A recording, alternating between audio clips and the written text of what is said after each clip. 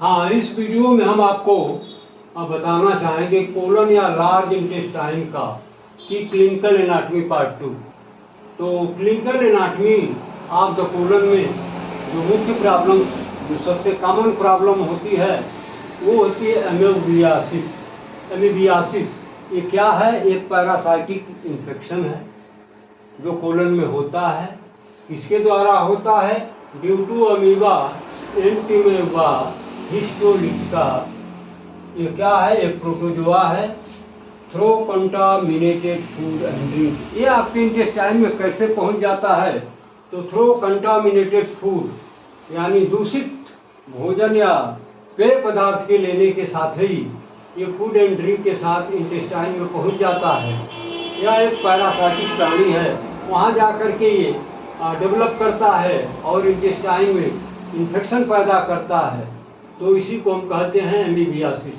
इसमें होता क्या है कि डिसेंट्री की प्रॉब्लम हो जाती है और स्टूल जो होता है काफ़ी पेनफुल होता है और ब्लडी भी होता है। दूसरी जो कॉमन प्रॉब्लम इसकी बताई गई, इंटेस्टाइनल ट्यूबरकुलोसिस और कार्सिनोमा, इलियोसिकल टीबी या कैंसर, यानी इंटेस्टाइन की टीबी के नाम से आप परिचित हैं।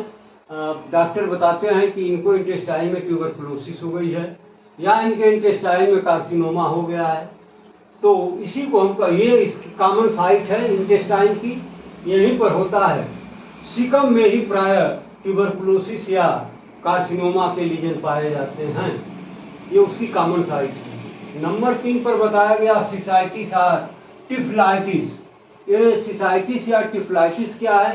ये सीकम में आइटिस जुड़ गया है, तो इसका मतलब कि इन्फ्लेमेशन हो गया है सीकम के अंदर।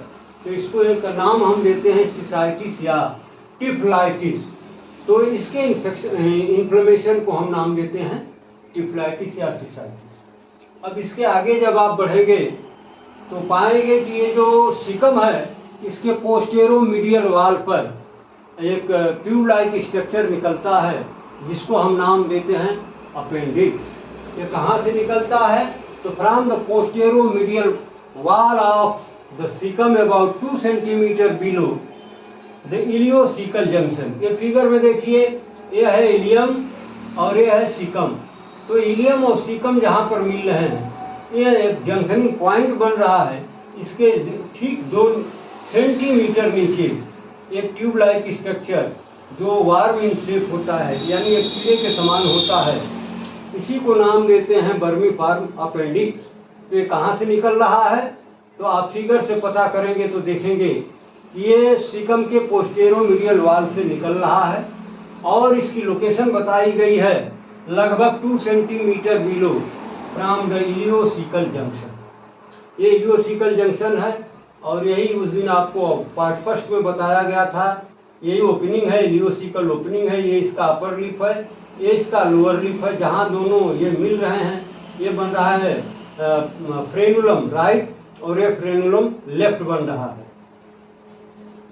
अब आइए इसका डायमेंशन हम बताना चाहेंगे, आपके साथ चर्चा करना चाहेंगे।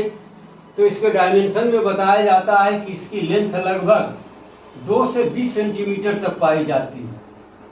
कितना? 2 से 20 सेंटीमीटर, लेकिन इसका एवरेज माना जाता है लगभग 9 सेंटीमीटर।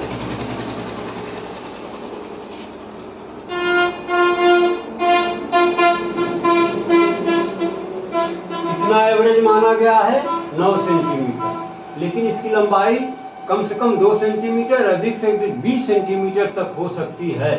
लेकिन एवरेज लंबाई इसकी कितनी मानी जाती है? लगभग 9 centimetre. It may be larger in children comparatively to adult. ये एडल्ट की तुलना में ये बच्चों में थोड़ा और भी लंबा हो सकता है, लेकिन ये कोई जरूरी नहीं है, मे बी हो सकती है।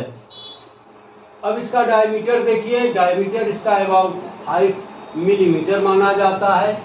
इसका ल्यूमेन जो होता है क्वाइट नैरो, बहुत पतला होता है और कभी कभी ये बंद भी हो सकता है। और ख़ास तौर से ये जो 3rd डिकेड ऑफ लाइफ है, तो यानी 30 years of the life, 30 years पूरा करते करते प्रायः ये क्लोज हो जाता है, इसमें फाइब्रोसिस हो जाती है।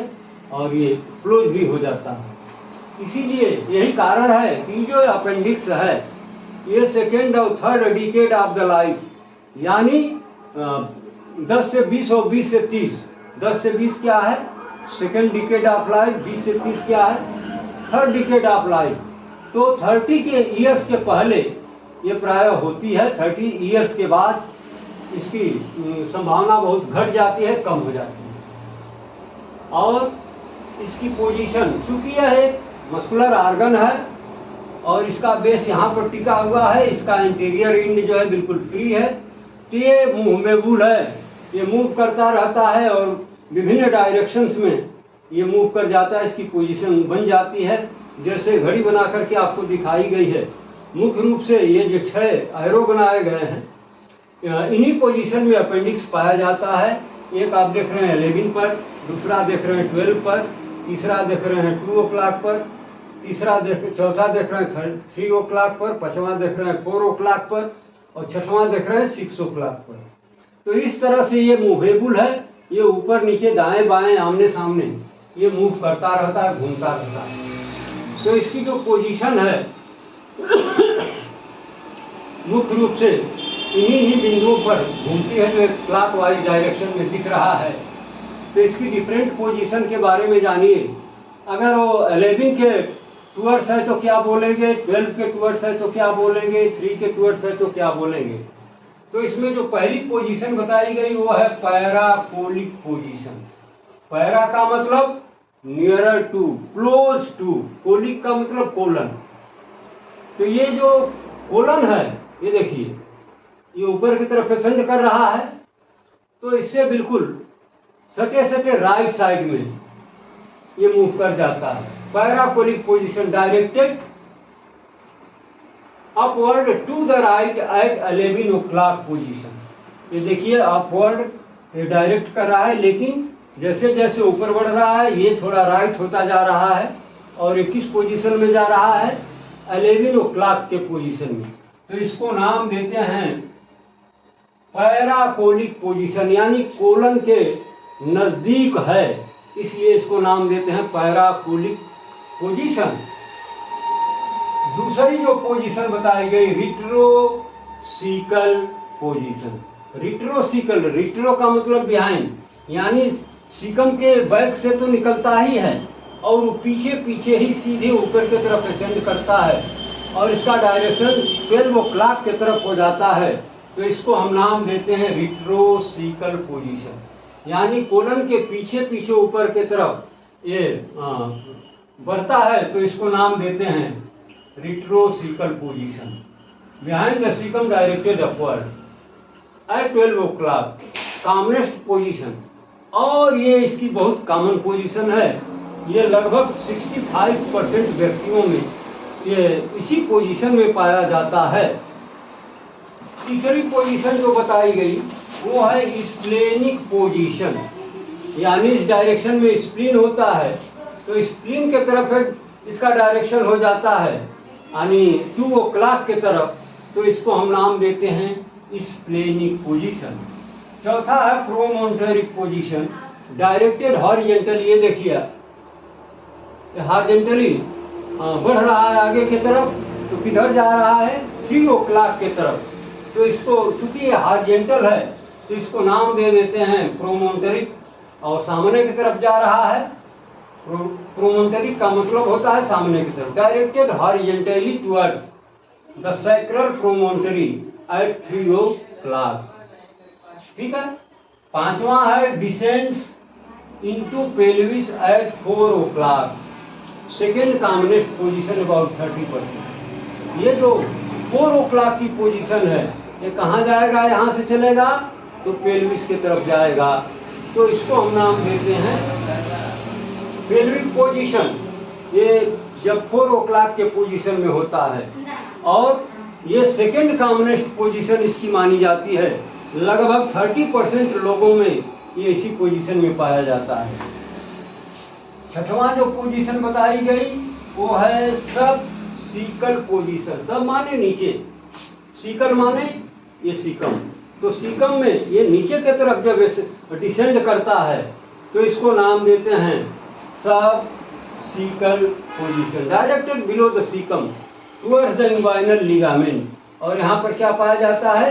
इंग्वाइनल लिगामेंट पाया जाता है, तो उसके तरफ इसका डायरेक्शन हो जाता है एट 6 o'clock। तो इस वीडियो में हमने आपको ये कोलन की क्लिनिकल एनाटॉमी और सीकम से ही लगा हुआ एक स्ट्रक्चर जिसको हम वर्मीफॉर्म अपेंडिक्स बोलते हैं। वर्मी का मतलब वर्म और फार्म का मतलब लाइक शेप, यानी कीड़े के समान। ये देखिए, तो इसके बारे में कहाँ से ये अपेंडिक्स निकलता है? अपेंडिक्स का नाम तो आपने बार बार सुना होगा। तो यही है अपेंडिक्स। इसकी ओरिजिन कहाँ से होती है? On the posteromedial wall of the caecum about 2 centimetre below from the ileocaecal junction.